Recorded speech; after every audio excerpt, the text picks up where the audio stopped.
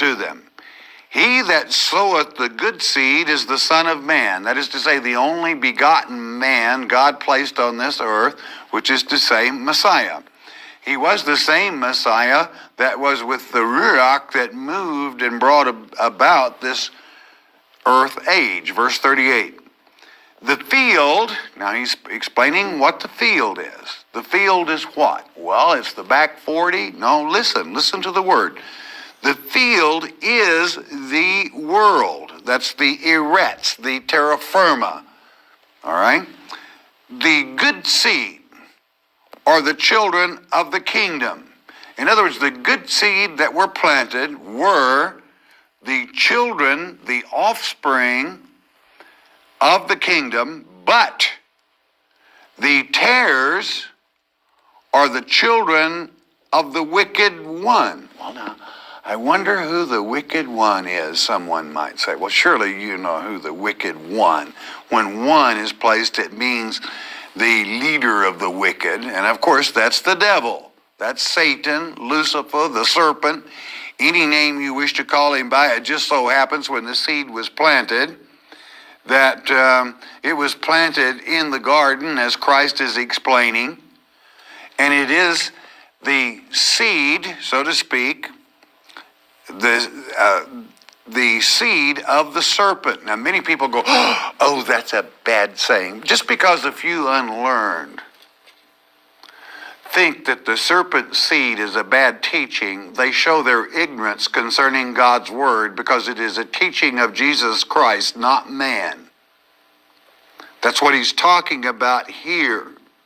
That the devil, that old serpent, make a mental note in your mind if you are biblically illiterate, if you have to follow that tripe by the unlearned.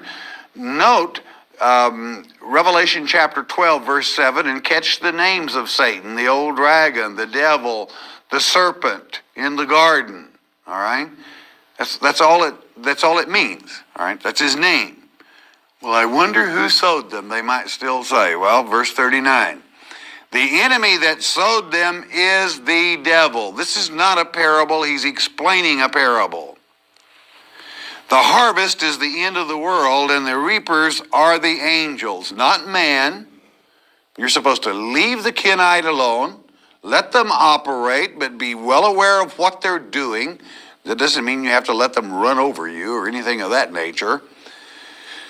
But it is angels that will gather them, not man. Verse 40. As therefore the tares are gathered and burned in the fire, so shall it be in the end of this world. When does this world end? I hope you know. It's not on the first day of the millennium.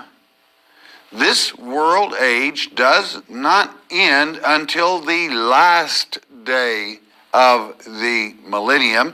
And the fire in which the tares are burned, you will read of in Revelation chapter 20, for it is the lake of fire, God our Father, the consuming fire.